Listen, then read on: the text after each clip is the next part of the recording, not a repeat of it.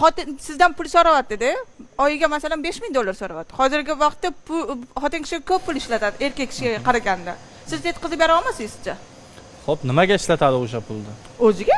Masalan, oyiga 5000 ketadimi ayol?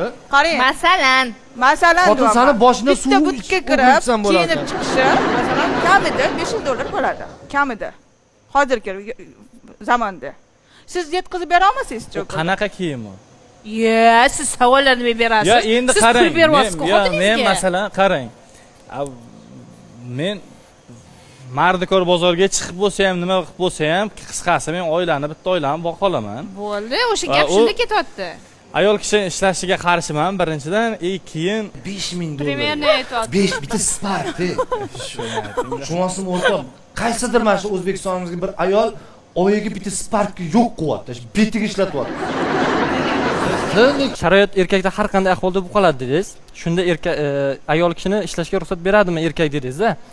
Xo'p, agar qanday qoniqmaslik, vijdoni bor ayol qoniqadi deb o'ylayman-da. Erkak qanday ahvolga tushganini ko'rib turib, undan $5000 so'rash menimcha vijdonli, aqli bor ayolda ish emas. Xo'p, seni ish payti ko'taradi, anaqa qiladi, chidiydi-da.